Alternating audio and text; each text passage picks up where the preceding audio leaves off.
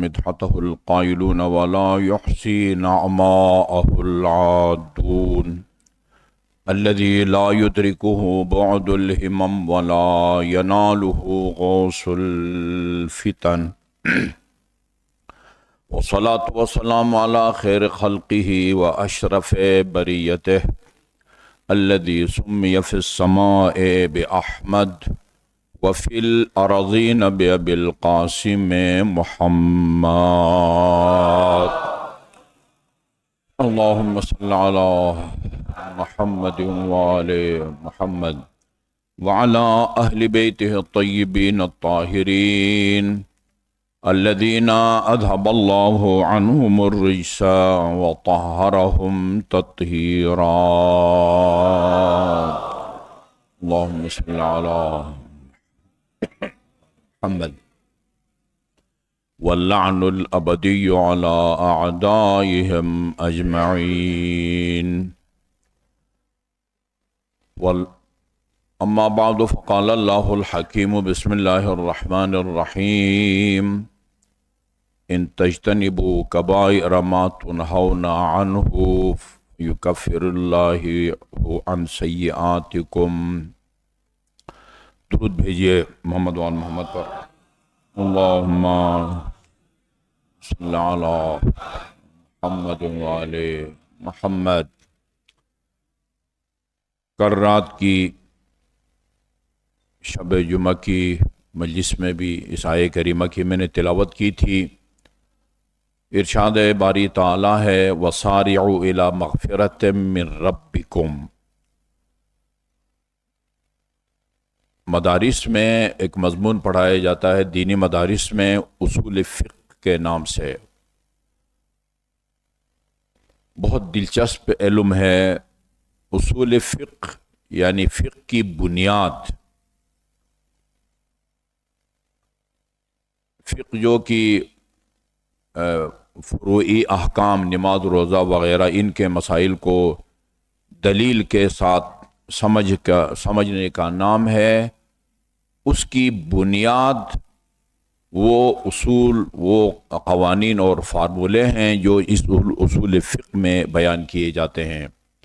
وہاں جو دلچسپ مسائل بیان کیے جاتے ہیں ان میں سے ایک مسئلہ یہ ہے، اگر قرآن کی کسی آیت میں اللہ تعالیٰ نے کسی کام کا حکم دیا ہو، عربی میں اس کو صیغہ امر کہتے ہیں، یہ کام کرو وہ کام کرو، یا کسی کام سے منع کیا ہو، یہ کام مت کرو، لا یغتب بعضکم بعضا، ایک دوسرے کی غیبت مت کرو، امر ہو یا نہیں، قرآن کی کسی آیت میں امر کا لفظ استعمال ہوا ہو کہ یہ کام کرو، یا نہیں کا لفظ استعمال ہوا ہو کہ یہ کام نہ کرو، کیا اس امر کے لفظ سے ہم یہ سمجھیں کہ یہ واجب ہے، اس کو ترک کرنا حرام ہے یا مستحب ہے؟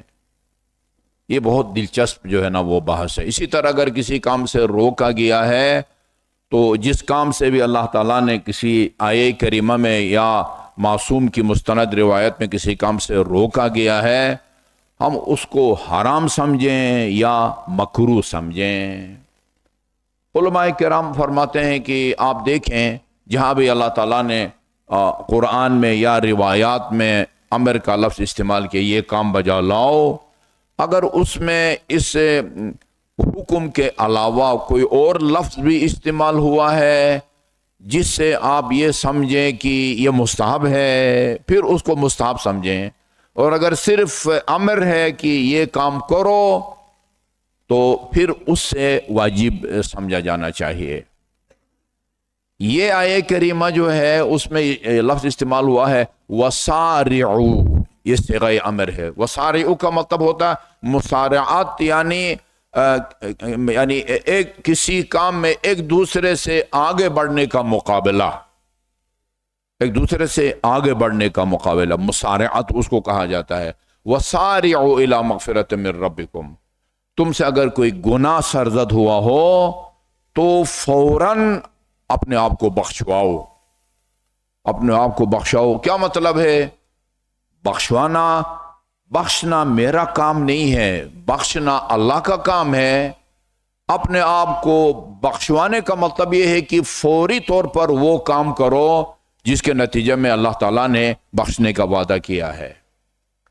درجنوں بلکہ درجنوں سے بھی زیادہ ایسے اعمال ہیں، بڑے دلچسپ قسم کے اعمال ہیں جن کے نتیجے میں اللہ نے فرمایا یہ کام کرو میں تمہارے گناہوں کو بخشوں گا۔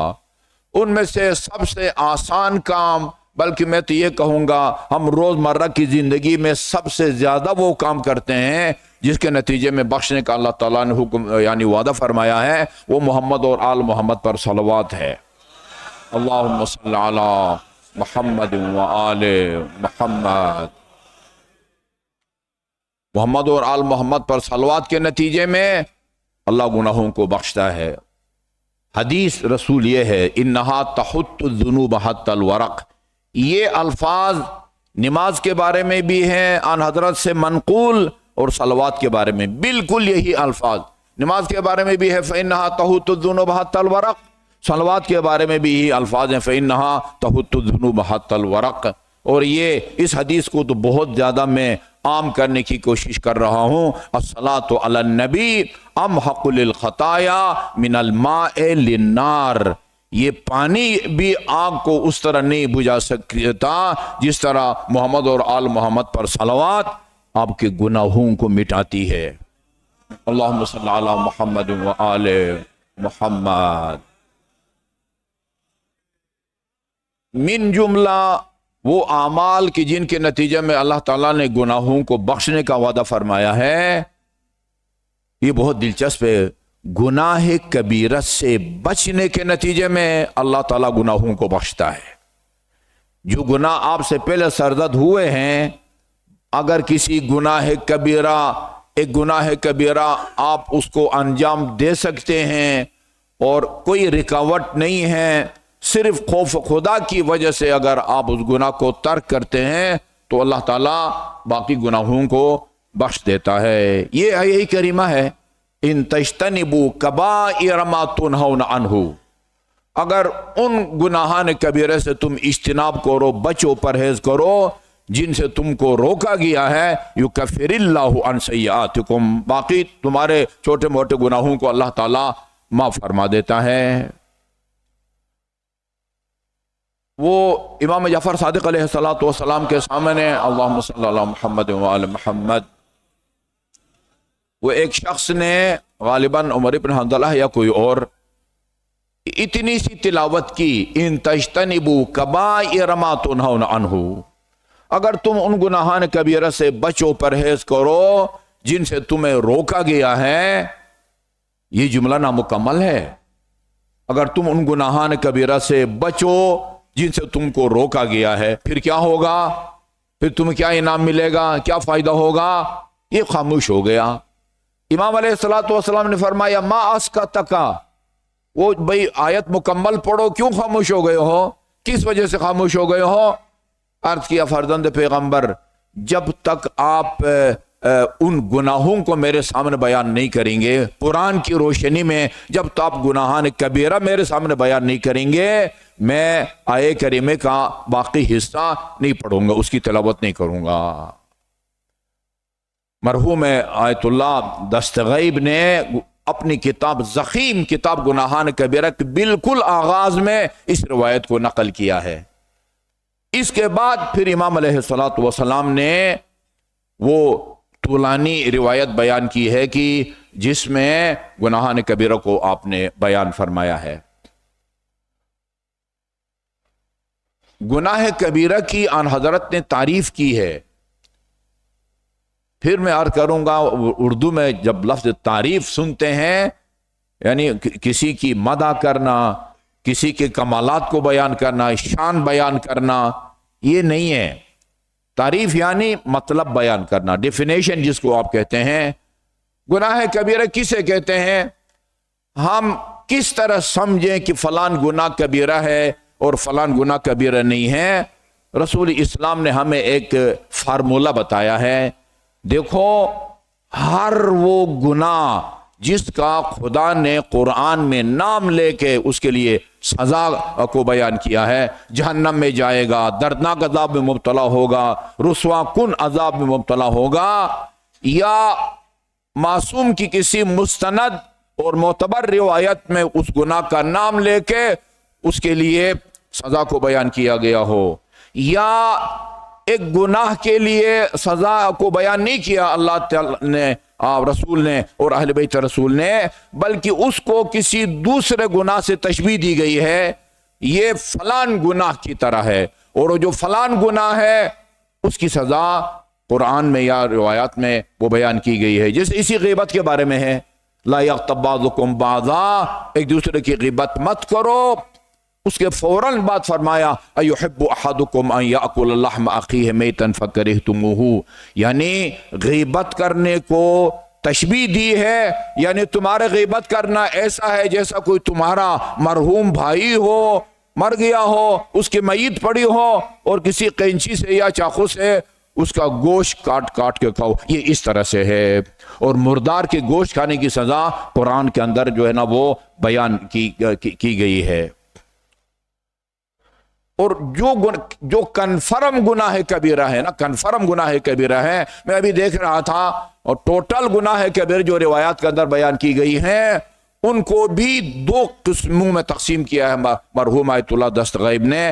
بعض گناہ وہ ہیں جو کنفرم گناہ کبیرہ ہے، ان کی تعداد انہوں نے 70 لکھی ہے، اور بعض گناہ جن کے بارے میں یہ احتمال ہے کہ یہ بھی گناہ کبیرہ کے اس زمرے میں آتے ہوں۔ وہ جو گناہ کبیرہ ہیں ان میں بھی بعض کو اکبر الکبائر کہا گیا ہے، اکبر الکبائر، گناہان کبیرہ میں سے بھی جو بڑے بڑے گناہ ہیں، ان میں سب سے پہلے تمام روایات کے اندر الاشراک باللہ لکھا ہوا ہے۔ گناہان کبیرہ میں سے سب سے سنگین اور گھناؤنا گناہ وہ کسی کو خدا کا شریک قرار دینا ہے، خدا کا شریک قرار دینا ہے۔ توحید کے مقابلے میں شرک ہے، توحید کی جتنی قسمیں ہیں ہر قسم کے مقابلے میں ایک شرک کی بھی جو ہے وہ قسم بنتی ہے۔ ہمارے علماء کرام نے اپنی عقائد کی کتابوں میں شرک کی وہ توحید کی قسمیں بیان کی ہیں۔ توحید فی الذات ہے، یعنی اللہ تعالیٰ کے لیے اجزاء کا قائل ہونا، خدا کے لیے جسم کا قائل ہونا، خدا کے لیے حرکت اور سکون کا قائل ہونا، خدا کے لیے آنے جانے کا قائل ہونا، یہ توحید کے خلاف ہے، توحید کے خلاف ہے۔ اللہ کے علاوہ کسی کو اپنا معبود سمجھنا، اپنا معبود سمجھنا، عجیب بات ہے۔ یہ جو 6-7 توحید کی قسمیں بیان کی گئی ہیں ان میں سے توحید فی العبادت کو مسلمان ہونے کی پہلی شرط قرار دیا گیا ہے، اور یہ کہا گیا ہے لا قولوا لا الہ الا اللہ تفلحوا۔ وہ زمانہ تھا شروع کے دور میں نا، لا الہ الا اللہ کا مطلب یعنی لا معبود الا اللہ، لا معبود الا اللہ۔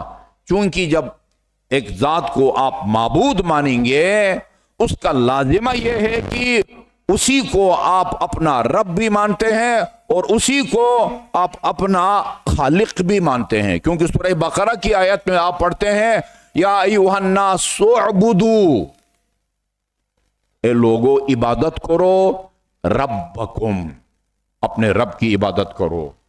اس کا کیا مطلب ہوا؟ عبادت اسی کی جاتی ہے جو رب ہو، یا اس کو آپ رب کہہ سکتے ہیں جس کی عبادت جائز ہو، اور جس کی عبادت جائز نہ ہو وہ رب نہیں ہو سکتا۔ اس کائنات میں ایک ذات ہے کہ جس کی عبادت جائز ہے، وہ اللہ تعالیٰ کی ذات ہے، لہذا رب بھی وہی ہے اور خالق بھی وہی ہے۔ یا ایھا الناس اعبدوا ربکم الذی خلقکم والذین من قبلکم، اے لوگو اپنے اس ذات کی عبادت کرو کہ جو تمہارا رب ہے اور اس نے تم کو بھی پیدا کیا ہے اور ان لوگوں کو بھی پیدا کیا ہے جو تم سے پہلے تھے۔ میں نے پڑھا تھا کتابوں میں، لیکن 2 دن پہلے میں نے غالباً بہار الانوار کی جلد نمبر 37 جو امام جعفر صادق علیہ السلام کے حالات زندگی پر مشتمل ہے، اللہم صلی علی محمد وآل محمد، وہاں اس سے پہلے بھی بیان کرتا رہا ہوں، لیکن 2 دن پہلے میں نے دیکھا کہ بہار الانوار کی جلد نمبر 37 میں یہ اس روایت کو آیت اللہ آصف محسنی نے صحیح روایات میں سے قرار دیا ہے۔ وہ روایت یہ تھی کہ امام جعفر صادق علیہ السلام کی جو انگوٹھی تھی اس کے اوپر جو لکھا ہوا تھا وہ علی مرتضیٰ وہ لبنان کے تھے، ایک عالم دین، انہوں نے بڑی محنت کی ہے، نقش ائمۃ الانبیاء والائمہ، یعنی انبیاء اور ائمہ معصومین کی نقش یا انگوٹھی کا نقشہ، کس امام کی انگوٹھی پر کیا لکھا ہوا تھا، کس امام کی انگوٹھی پر کیا لکھا ہوا تھا، امیر المومنین کے پاس جب ظاہر خلافت نہیں تھی اس وقت آپ کی انگوٹھی پر کیا ہوا تھا، ظاہری خلافت سنبھالنے کے بعد کیا لکھا ہوا تھا۔ بڑی محنت کی ہے انہوں نے۔ جعفر مرتضیٰ آملی 10 جلدیں لکھی ہے انہوں نے سیرت پر، تقریباً زندگی کے آخری ایام میں۔ امام جعفر صادق علیہ السلام کی انگوٹھی پر لکھا ہوا تھا صحیح سند روایت کے مطابق، اللہ خالق کل شیء، ہر شیء کا خالق اللہ تعالیٰ ہے، جو مخلوق ہے اس کا خالق اللہ تعالیٰ ہے، اور اس کائنات میں ایک خدا کی ذات ہے جو مخلوق نہیں ہے، اس کے علاوہ وہ ہم جیسے عام یہ مال مویشی کیڑے مکوڑے چونٹیاں یہ ان کا خالق بھی اللہ ہے، اور اس کائنات کی سب سے افضل مخلوق بلکہ سب سے پہلی مخلوق ان حضرت صلی اللہ علیہ وسلم اور اہل بیت اطہار علیہ السلام کا پاک نور، اس کا خالق بھی اللہ ہے، اور دنیا کی عام اشیاء کا خالق بھی اللہ تعالیٰ ہے۔ جو خالق ہوتا ہے وہی معبود ہوتا ہے، اور جو معبود ہوتا ہے وہی خالق ہوتا ہے، لہذا لا الہ الا اللہ کا مطلب لا معبود الا اللہ، یعنی مسلمان ہونے کے لیے اس بات کا اقرار ضروری ہے کہ عبادت خدا کے علاوہ کسی اور کی جائز نہیں ہے۔ البتہ پھر شرک کی آگے تقسیمیں کی گئی ہیں، ایک شرک خفی ہے، شرک وہ جلی ہے، الاشراک باللہ ہے، اور اسی کے اندر وہ ناحق مومن کا قتل کنفرم گناہ کبیرہ میں سے ہے، آق والدین کنفرم گناہ کبیرہ میں سے ہے، سود کھانا کنفرم گناہ کبیرہ میں سے ہے۔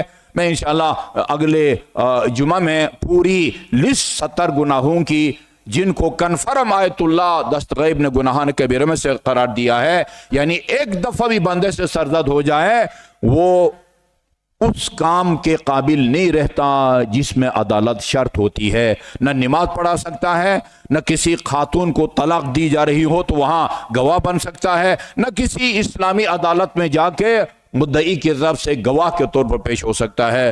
اللہ تعالی ہمیں تمام گناہان کبیرہ سے آگاہی اور پھر ان سے بچنے کی توفیق عطا فرمائے۔ اعوذ باللہ من الشیطان الرجیم، بسم اللہ الرحمن الرحیم، والعصر ان الانسان لفی خسر الا الذین آمنوا وعملوا الصالحات وتواصوا بالحق وتواصوا بالصبر۔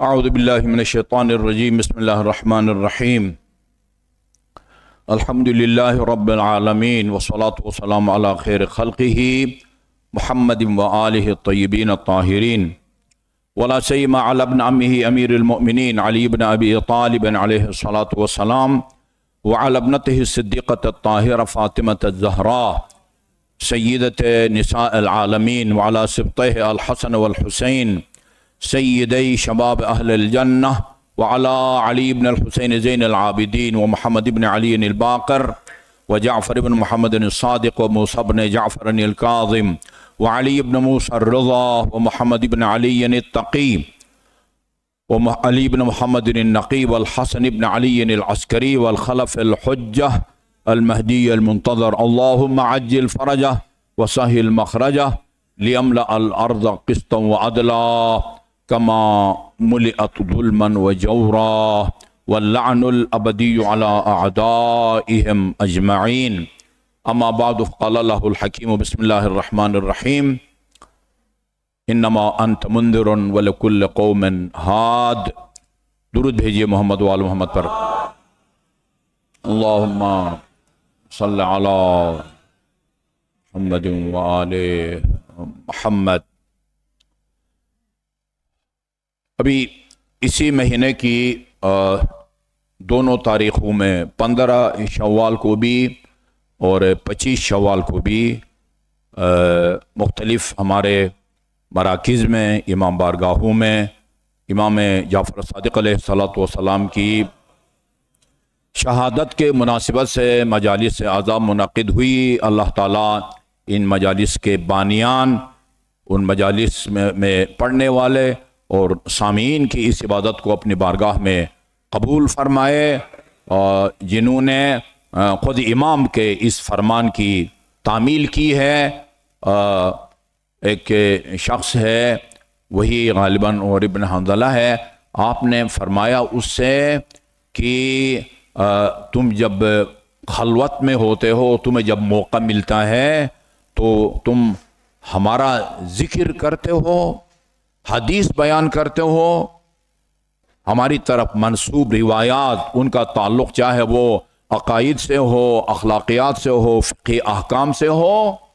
फरमाया मौला हाँ, हमें जब भी फुर्सत मिलती है हम आपके हदीस को बयान करते हैं। फरमाया अजीब जुमला है, फरमाया वल्लाह इन्नी उहिब्बु रूहकुम व रीहकुम। मैं तुम्हारे, मुझे 100% यकीन है, ये जो इमाम ने फरमाया है ना, कुम, तुम्हारी रूहें, ये आप मुखातब हैं। कोई शक नहीं है कि आपके दिल में इमाम जाफ़र सादिक़ अलैहिस्सलातु वस्सलाम की विलायत और मोहब्बत है, और आपने अपने ईमान का हिस्सा बनाया हुआ है कि आप सादिक़ आल मोहम्मद से दीन लेके उस पर अमल करने के खुदा की तरफ से पाबंद हैं। इसको मानना कहा जाता है। वल्लाह इन्नी उहिब्बु रूहकुम, मैं तुम्हारी रूहों से मोहब्बत करता हूं और तुमसे उठने वाली खुशबू से भी मोहब्बत करता हूं। खुदा रहम करे, अहयु अमरना, जब भी तुम्हें फुर्सत मिलती है। एक नेमत है आपके पास, पाकिस्तान वतन अजीज में आपके पास एक नेमत है, और वो नेमत है आज़ादी बयान।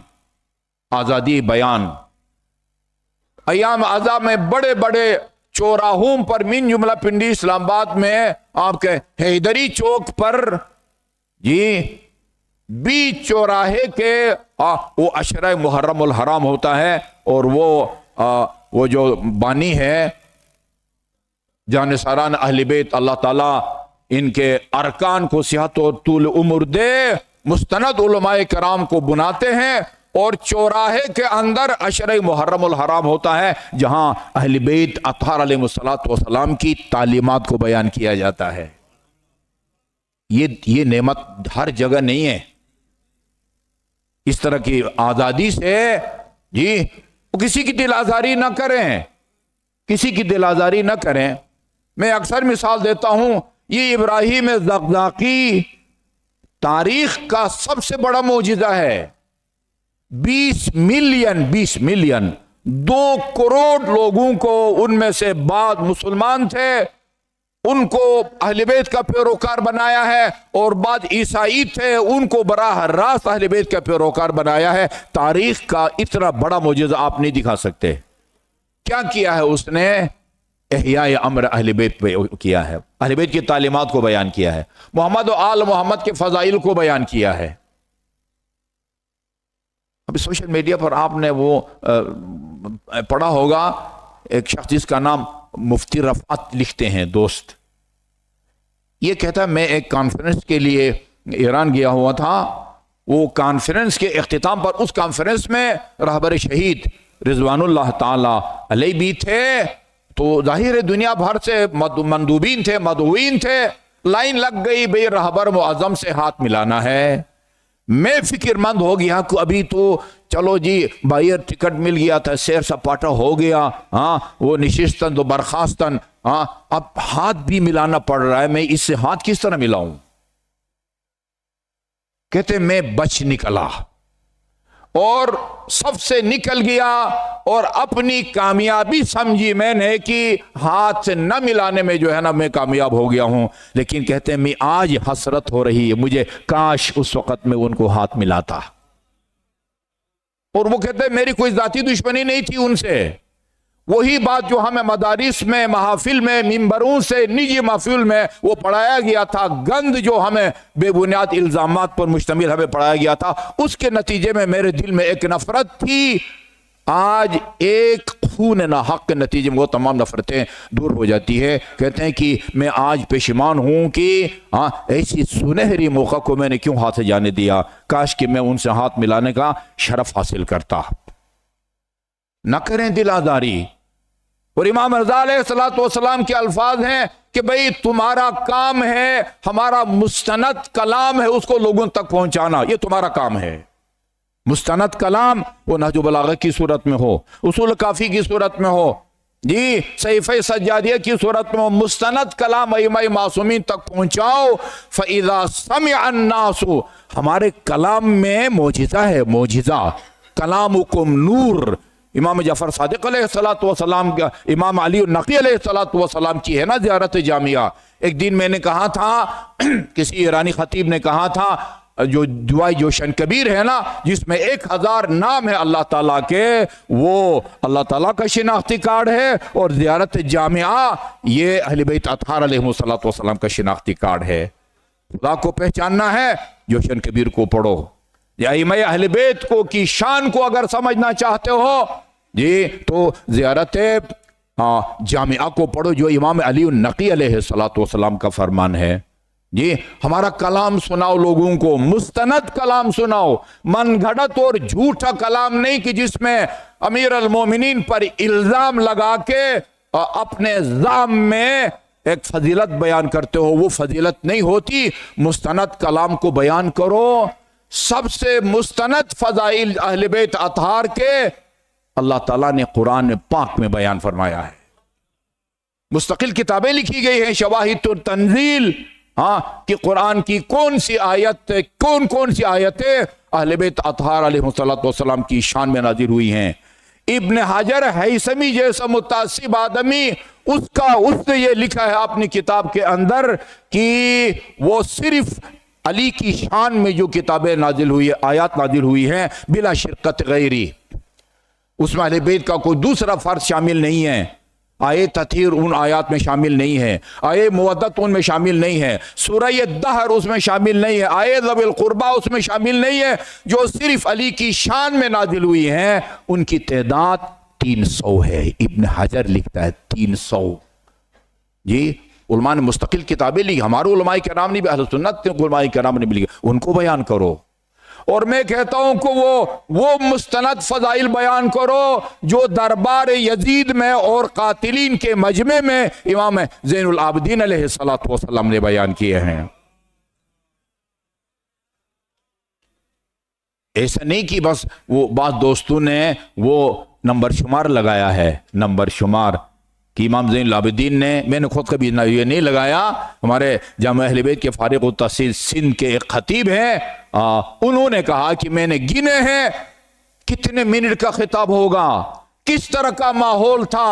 वो यजीद खड़ा है, उसकी तलवार से खून टपकता है, हाथ में हथकड़ियां हैं, पाँव में बेड़ियां हैं। 80 फजाइल अमीर अल मोमिनीन का बयान किए हैं। उनमें से एक फजीलत, अनब्नु मन लम यकफुर बिल्लाहि तरफत ऐन, मैं उस अली का बेटा हूं जिसने पलक झपकने के बराबर भी खुदा का इनकार नहीं किया। बयान करो, तुम्हारा काम सिर्फ फजाइल बयान करना है, वो नूर है, हमारा कलाम नूर है, नूर का काम रोशनी बख्शना है, लोगों को रोशनी। इज़ा समिअ अन्नासु کلامنا اتبعونا، جب وہ لوگ ہمارے کلام کو، اس کی شیرینی کو اور اس میں موجود معجزنما اثر کو دیکھیں گے، اتبعونا، اتبعونا کا مطلب کیا ہے؟ خود بخود وہ ہم کو اپنا پیشوا بنائیں گے، خود بخود ہمیں اپنا امام بنائیں گے، خود بخود اپنا دین ہم سے لینے کی کوشش کریں گے۔ ہاں، یہ کام آپ نے کرنا ہے۔ ہاں، یہ بہت بڑی نعمت ہے، اور اس میں بہت بڑا کردار وہ امام جعفر صادق علیہ الصلوۃ والسلام کا ہے۔ دونوں تاریخی مجالس منعقد ہوئی، لیکن مجھے کسی جمعہ میں موقع نہیں ملا تھا کہ میں امام علیہ الصلوۃ والسلام کی جو وسیع خدمات ہیں مختلف میدانوں میں، ان کی طرف اشارہ کر سکوں۔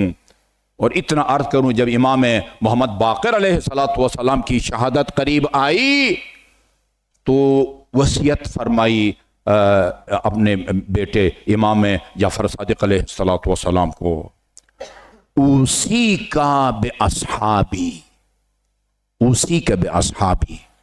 اصحاب ایک تو انتہائی قریبی جو ساتھی ہیں ان کے لیے بھی بولا جاتا ہے اصحاب پیغمبر یا صحابہ پیغمبر۔ یہ صحابہ پیغمبر حضرت علی، حضرت ابوبکر، عمر، سلمان فارسی، مقداد، یہ سارے کے سارے صحابہ پیغمبر تھے۔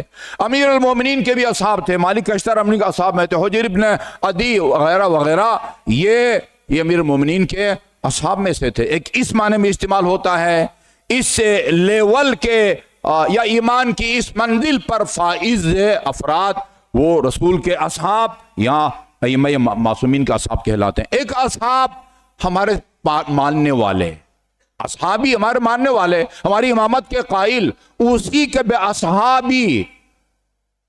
اپنے بیٹے سے امام جعفر صادق سے امام محمد باقر فرماتے ہیں اسی کے بے اصحابی، میں تمہیں اپنے اصحاب، اپنے چاہنے والے، اپنے شیعہ، آپ لوگ، ان کے بارے میں تمہیں وصیت کرتا ہوں۔ کیا مطلب ہے؟ یا ان کے کھانے پینے کا خیال رکھنا ہے، ان کے دین کی حفاظت کرنی ہے، اسی کا بے اصحابی، میں تمہیں وصیت کرتا ہوں۔ ہاں، ایسا جو ہے نا وہ اس میں حکمت عملی اختیار کرنی ہے کہ وہ اصحاب کے جانے بھی محفوظ ہوں اور ان تک دین کا اصلی چہرہ بھی پہنچے اور دین کے اصلی چہرے کو کوئی دوسرا مسخ بھی نہ کر سکے۔ اچھا، شاید آپ نے سنا ہو، میں پہلے سنا چکا ہوں، شاید یاد نہ ہو، امام علیہ الصلوۃ والسلام نے جواب میں فرمایا، جب وصیت کی نا تو یہ فقہ میں لکھا ہوا، اگر کوئی وصیت کرے اور جس کو وصیت کی جاتی ہے وہ وعدہ کرے کہ ہم آپ کی وصیت پر عمل کریں گے، پھر اس پر واجب ہو جاتا ہے کہ وہ وصیت پر عمل کرے۔ اگر ذمہ داری نہ لے یا خاموشی اختیار کرے تو اس وصیت پر عمل کرنا جو ہے وہ واجب نہیں ہوتا۔ جب فرمایا اسی کے بے اصحابی، فرمایا اب قسم کھائی ہے یا نہیں کھائی ہے؟ واللہ لأدعنہم، بابا میں ایسی تربیت کروں گا آپ کے اصحاب یا آپ کے شیعوں کی کہ اگر پورے شہر میں ایک آپ کا ماننے والا، ظاہر ہے جو آپ کا امام محمد کا باقر کا ماننے والا ہے وہی امام جعفر صادق کا ماننے والا ہے، وہی امام موسیٰ کاظم کا ماننے والا ہے، وہی آج امام زمان عجل اللہ تعالی فرجہ شریف کا ماننے والا ہے، اگر پورے شہر میں ایک آپ کا اور میرا ماننے والا ہو، میں اس طرح علم کو محمد و آل محمد کی تعلیمات سے آراستہ کروں گا کہ دین سمجھنے کے لیے کسی کے در پر جانے کی اس کو ضرورت نہیں پڑے گی۔ لا یسأل احدا لأدعنہم، ایسی تربیت کر جاؤں گا کہ پھر دین سمجھنے کے لیے اس کو کسی کے پاس جا کے سوال کرنے کی ضرورت نہیں پڑی ہے۔ باپ سے وعدہ فرمایا ہے، کیا خیال ہے یہ وعدہ پورا کیا ہوگا امام نے یا نہیں کیا ہوگا؟ البتہ جبر اللہ تعالیٰ بھی نہیں کرتا، زبردستی اللہ تعالیٰ کسی کو اپنا اطاعت گزار نہیں بناتا، زبردستی اللہ تعالیٰ کسی سے نہ نماز پڑھواتا ہے، نہ سود خوری چھڑواتا ہے، نہ رشوت خوری سنواتا ہے۔ حق کا پیغام پہنچانے میں امام علیہ الصلوۃ والسلام نے کوئی کوتاہی نہیں کی، ضرورت پڑی تو وہاں تقیہ کیا، ورنہ کسی امام کے بارے میں آپ نہیں پڑھیں گے کہ 4000 شاگرد آپ کی مدرسہ جامعۃ الامام الصادق میں، جعفر صادق میں 4000 شاگردوں کی تربیت کی ہے۔ مدینہ میں پہلے وہ جگہ بھی موجود تھی، 4 دیواری بھی موجود تھی، چونکہ میں تقریباً 20-22 سال سے جا رہا ہوں، ابھی وہ جگہ موجود ہے تو دکھائی جاتی ہے وہاں حجاج کرام کو کہ یہ وہ جگہ ہے جہاں امام کا مدرسہ تھا، اور وہاں آپ نے 4000 شاگردوں کی تربیت کی ہے۔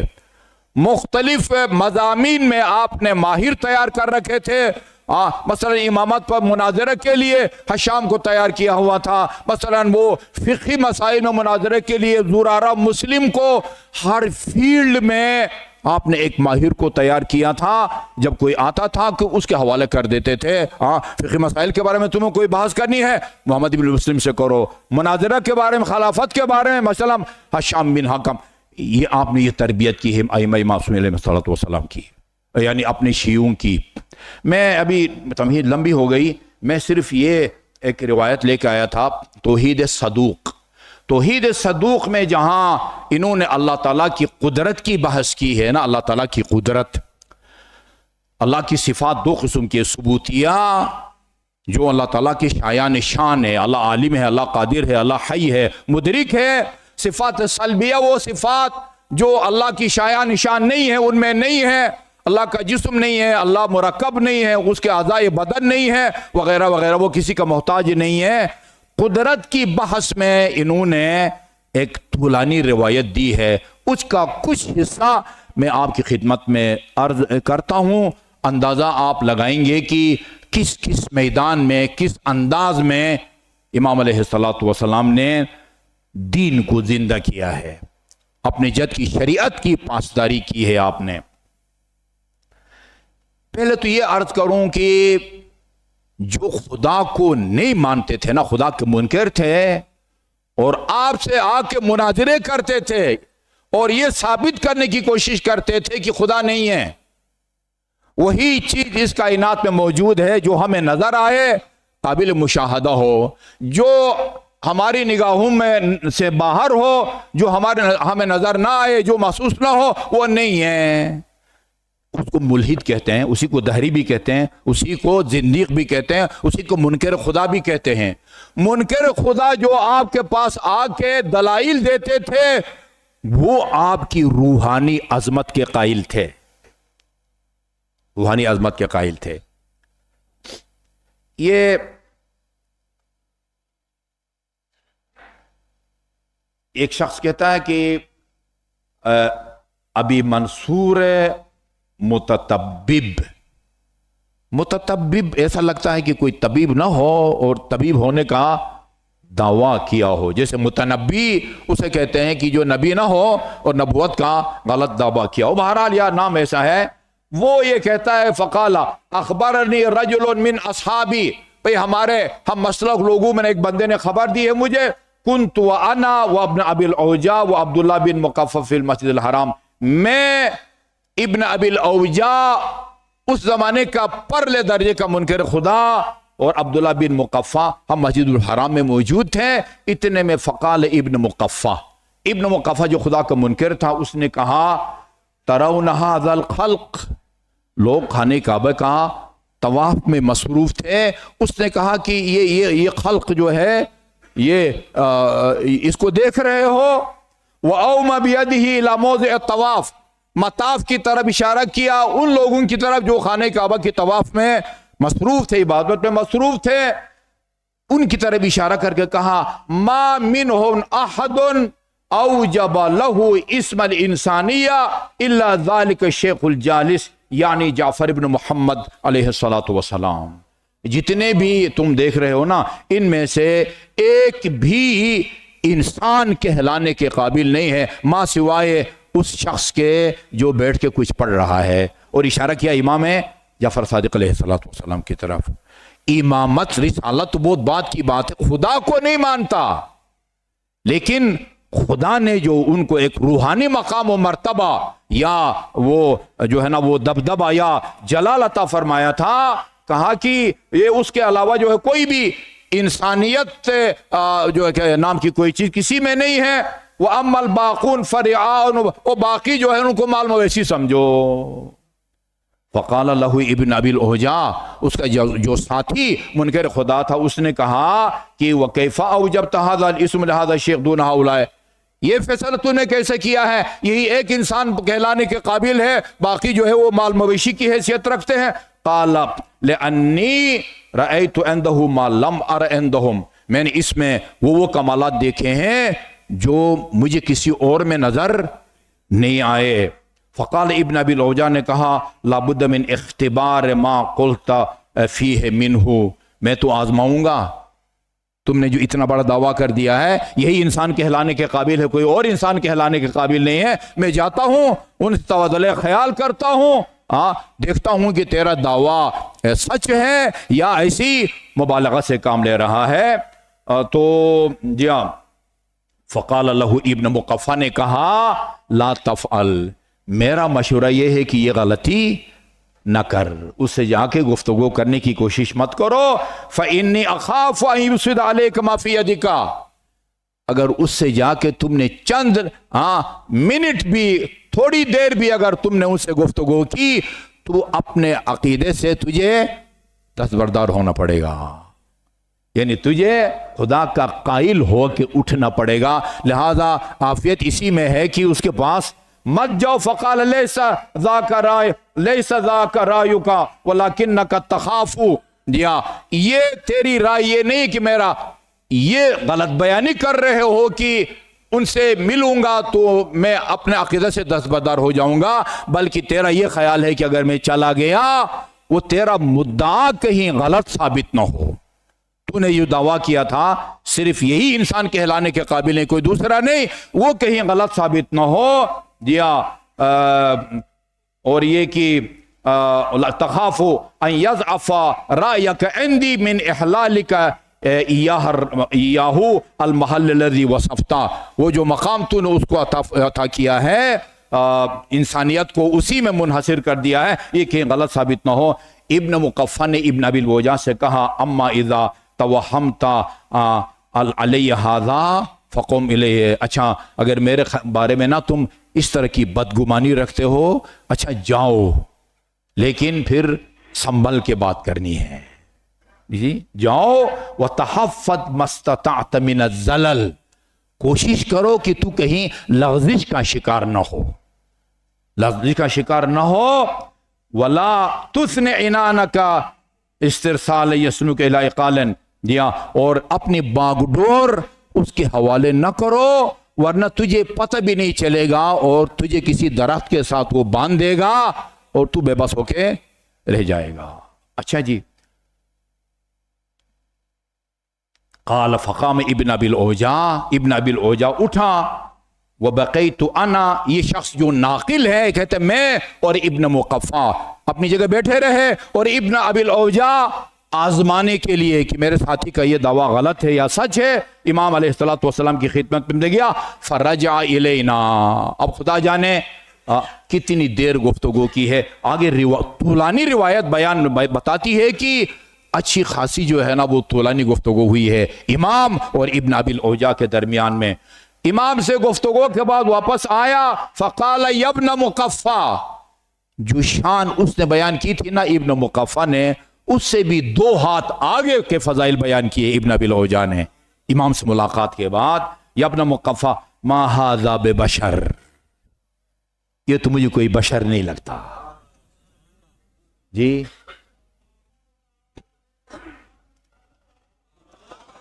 اللہم صلی اللہ محمد وآل محمد. خدا کا منکر ہے، خدا کا منکر ہے، لیکن جو خدا داد عظمت ہے اس سے متاثر ہوتے تھے. ما ھذا ببشر وإن كان فی الدنیا، ایسا تعریفی جملہ یا قصیدے کا مصرع میں نے اپنے علماء کرام کے کلام میں بھی جو ہے نا وہ نہیں دیکھا جو جس نے کوئی امام کے بارے میں اس طرح کی بات کی ہو. ان کان فی الدنیا روحانی یتجسد اذا شاء ظاہرا، اگر اس دنیا میں کوئی روحانی مخلوق ہے، فرشتے وغیرہ، ہاں، اور وہ جب چاہے انسانی شکل میں ظاہر ہو، او یتروح اذا شاء باطنا، وہ اگر چاہے تو روحانی شکل میں، جب چاہے انسانی شکل میں، اور جب چاہے روحانی شکل میں تبدیل ہو، وہ یہی ہستی ہے، وہ یہی ہستی ہے۔ فقال اللہ وکیف ذاک، کہا کہ اس نتیجے تک آپ کیسے پہنچے ہیں؟ کہا جلست الیہ، میں جا کے ان کے پاس بیٹھ گیا، فلما لم یبق عنده غیری ابتدأنی، جب آپ نے دیکھا کہ سب چلے گئے ہیں اور صرف میں ان کے پاس رہ گیا ہوں، فقالا، اب دو لفظوں میں امام علیہ الصلوۃ والسلام نے خدا کو ثابت کیا ہے۔ فرمایا ان یکن الامر علی ما یقول ہؤلاء وہو علی ما یقولون، اگر عقیدہ وہی درست اور ٹھیک ہے جو ان طواف کرنے والوں کا ہے، چنانچہ یہی عقیدہ ٹھیک ہے جو طواف والے رکھتے ہیں۔ وہ کیا ہے؟ خدا ہے، رسول ہے، جنت ہے، دوزخ ہے، یہی تصور ہے نا مسلمانوں کا۔ اگر عقیدہ وہی صحیح ہے جو یہ طواف کرنے والے رکھتے ہیں، یعنی یہ کہ اہل طواف رکھتے ہیں، فقط سلموا واتبتم، یہ وہ سلامت رہے، ان کو کوئی نقصان نہیں ہوگا، وہ اتبتم، تم ہلاک ہوگے۔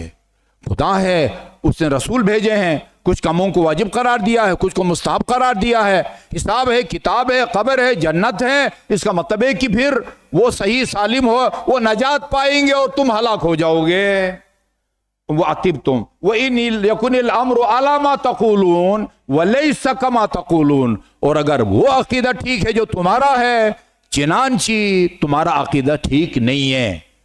فرض کرتے ہیں کہ تمہارا عقیدہ ٹھیک ہے اور یہ ایسے ہی خانے کعبے کا چکر لگا رہے ہیں، جو ہے نا وہ ایکسرسائز کر رہے ہیں، فقد استویتم انتم وہم، پھر تو تم اور وہ انجام دونوں کا برابر رہا۔ انہوں نے کیا نقصان اٹھایا ہے؟ فقلت له یرحمک اللہ۔ اچھا، ہم کیا کہتے ہیں اور وہ کیا کہتے ہیں؟ امام نے منکرین خدا اور خدا کے قائل میں مختصر الفاظ میں فرق بتایا۔ ان کا عقیدہ یہ ہے، ایک خالق ہے، آسمان میں بھی اس کی مخلوق ہے، زمین میں بھی اس کی مخلوق ہے۔ تمہارا عقیدہ یہ ہے کہ جو دکھائی دیتا ہے وہ ہے، اور جو دکھائی نہ دے وہ نہیں ہے۔ جب یہ بتایا تو وہ کہتا ہے کہ میں نے ان کی اس گفتگو کو غنیمت سمجھا اور کہا اگر ایسی بات ہے تو اللہ چند لمحوں کے لیے اپنی جھلک کیوں نہیں دکھاتا تاکہ سارے اس کے قائل ہو جائیں۔ چپ پردے غیب میں رہ کے وہ نبی بھیجتا ہے، یہ کام کرو، یہ کام کرو، ایک دفعہ سامنے آ جائے، ٹھیک ہے جی، وہ دودھ کا دودھ جو ہے نا وہ پانی کا وہ پانی ہو جائے، کما یظہر، تو کما تقولون ان یظہر فما منعہ ان کان امر کما تقولون ان یظہر لخلقہ، اپنے مخلوق کے سامنے خدا ظاہر کیوں نہیں ہوتا؟ جی ہاں، وَيَدُوا إِلَىٰ عِبَادَتِهِ، اور اپنی عبادت کی طرف لوگوں کو دعوت کیوں نہیں دیتے تاکہ ایک بندہ بھی اختلاف کرنے والا نہ رہے۔ جی ہاں، نبیوں کو بھیجنے کی کیا ضرورت ہے؟ تو امام علیہ الصلوۃ والسلام نے کہتے ہیں کہ امام نے میرے اندر جو قدرت کی نشانیاں تھی، آثار جو میرے بس سے باہر تھی، میں نے میرے خیال میں نمبر شمار لگایا ہے 35 ایسی تبدیلیاں جو انسانی بدن میں رونما ہوتی رہتی ہیں، جو انسان کے اختیار میں نہیں ہیں، ان کو بیان کیا امام نے۔ فرمایا ان کے پیچھے کس کی قدرت اور علم کار فرما ہے۔ اس گفتگو کو سننے کے بعد مجھے ایسا لگا جیسے خدا میرے سامنے کھڑا ہے، سارا ہے۔ اللہم صلی علی محمد وآل محمد۔ اس نمونہ کو عرض کرنے کا مقصد یہ ہے کہ یا علی، یقیناً صادق آل محمد نے اپنے بابا سے جو وعدہ کیا تھا وہ سچ کر دکھایا ہے۔ آپ دین مکمل طور پر بیان کر گئے ہیں، اور اتنا بیان کیا ہے کہ پورے مکتب کا نام جعفری پڑ گیا۔ وہ ایک دفعہ مرحوم آغا پویا ایک صاحب کو لے کے آئے، جرنل صاحب تھے، میں ان کا نام نہیں لوں گا، ہو سکتا ہے وہ راضی نہ ہو اور ان کو ناراض بھی نہیں ہونا چاہیے کہ اچھی بات ہے۔ تو وہ کچھ مسائل لے کے آئے تھے. مسائل پوچھنے کے بعد کہا کہ مجھ سے کہا کہ آغا صاحب میرے خیال میں یہ ہم کو جو جعفری کہا جاتا ہے نا یہ ایک سازش ہے. ہم امام جعفر صادق کے دین پر عمل نہیں کرتے, ہم رسول خدا کے دین پر عمل کرتے ہیں. امام جعفر صادق نے اپنے جد کی تعلیمات کو ہم محمدی کیوں نہیں کہلاتے اور اپنے آپ کو جعفری کہلاتے. ان کی ایک سوچ تھی, لیکن اس میں کوئی شک نہیں ہے کہ صرف شیعوں پر نہیں مسلمانوں پر صادق آل محمد کے احسانات ہیں.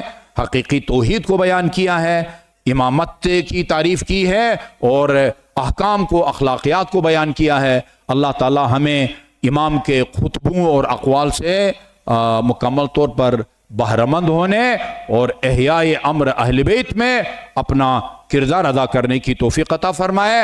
اعوذ باللہ